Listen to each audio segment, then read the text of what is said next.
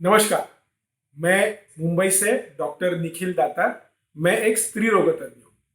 जब कोई भी महिला, प्रेग्नेंट महिला, गर्भवती महिला हमारे पास में आती है तो उसका सबसे पहला सवाल जो होता है वो ये कि वो ये जानना चाहती है कि उसकी ड्यू डेट या उसकी डिलीवरी की या प्रसूति की तारीख कब होगी और क्या उसी दिन या उसी तारीख को उसकी प्रसूति सच में होगी या नहीं। और ये स्वाभाविक है क्योंकि उसे तैयारी करनी होती है, उसे अपने शॉपिंग करना होता है, उसे सब चीजें सब ठीक ठाक से करनी होती है।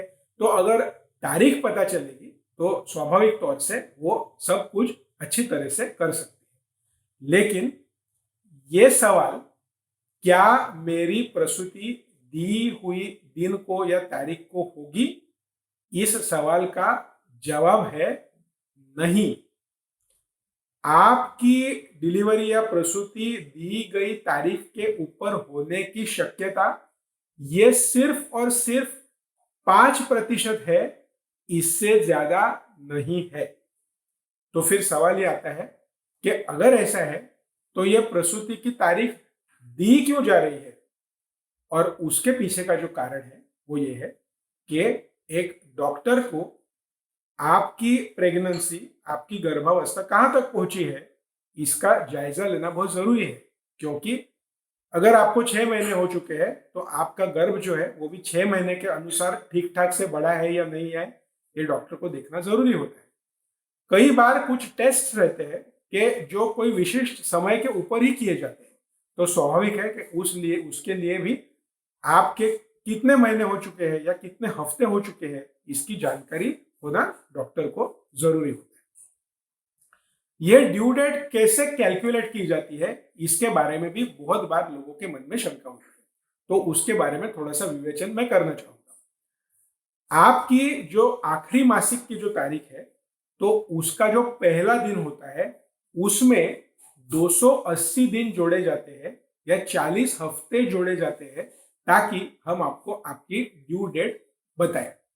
अब इसके बारे में थोड़ा सा विवेचन करना जरूरी है। असल में इंसान का जो बच्चा होता है वो करीब करीब 266 दिन, 266 डेज पेट में रहने की गुंजाइश रहती है। अभी बच्चा एग्जैक्टली कौन से दिन ठहरा ये तो कोई भी नहीं कह सकता। अगर आपकी आईवीएफ या ऐसे किस्म की ट्रीटमेंट चल रही है तो वो कहना संभव हो सकता है, लेकिन नहीं तो ये कहना बहुत ही मुश्किल है। तो इसीलिए इन 266 दिन में 14 दिन ऐड किए जाते हैं और 280 दिन का कैलकुलेशन किया जाता है और उसी हिसाब से ये पूरा जो ड्यू डेट है वो कैलकुलेट किया जाता है। तो क्या सोनोग्राफी द्वारा दी हुई ड्यू डेट जो है वो ज्यादा ठीक रहेगी या ज्यादा एक्यूरेट रहेगी? तो उसका उत्तर यह है कि हाँ, सोनोग्राफी से जो ड्यू डेट कैलकुलेट की जाती है वो थोड़ी ज्यादा एक्यूरेट जरूर हो सकती है। लेकिन अगर वो सोनोग्राफी शुरुआत के पहले 3 महीनों में अगर की रहेगी तो ही वो ज्यादा एक्यूरेट मानी जाती है।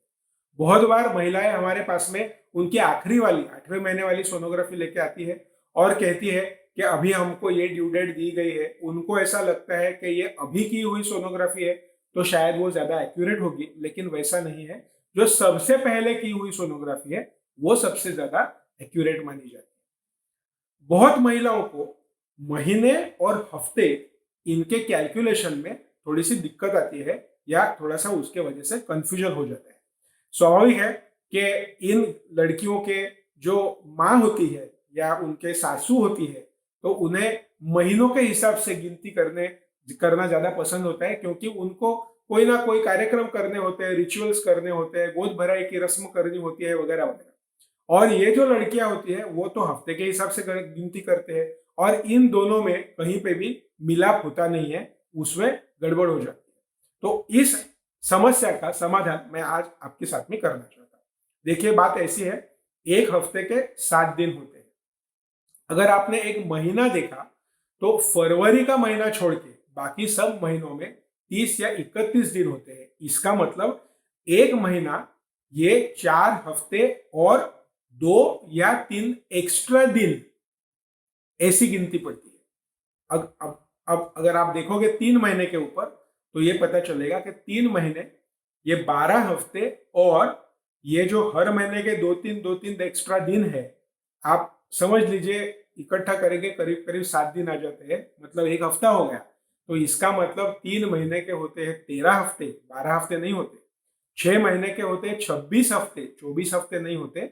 और 9 महीने के 39 हफ्ते होते हैं, 36 हफ्ते नहीं होते। और इसीलिए ड्यू डेट का कैलकुलेशन करते समय 9 महीनों के ऊपर और एक हफ्ता जोड़ा जाता है, तो आपके 40 हफ्ते या 280 दिन हो जाते हैं।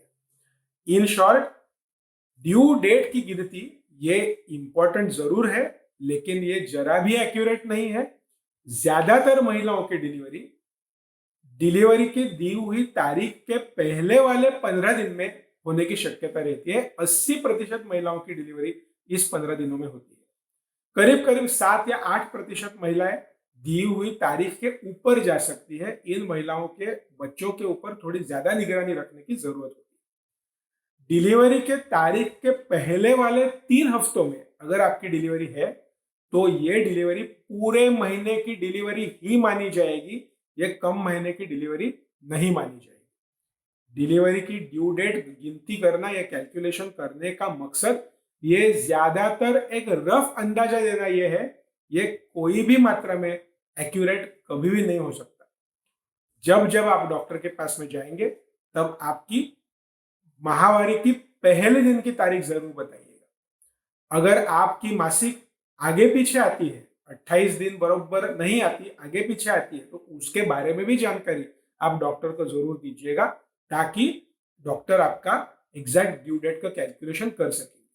और पहले 3 महीने में सोनोग्राफी अगर आप करते हैं, तो ड्यू डेट का कैलकुलेशन ज्यादा सटीक तरीके से करना संभव होता है। लेकिन मैंने कहा वैसे, और दोबारा मैं ये बोलना चाहता हूं कि दी हुई तारीख, फिर वो तारीख के अनुसार हो या सोनोग्राफी के अनुसार हो, 5% से ज्यादा लोगों की डिलीवरी दी हुई तारीख को नहीं होती। ज्यादातर लोगों की डिलीवरी उसके पहले होने की संभावना रहती है, करीब करीब 15 दिन के अंदर। धन्यवाद।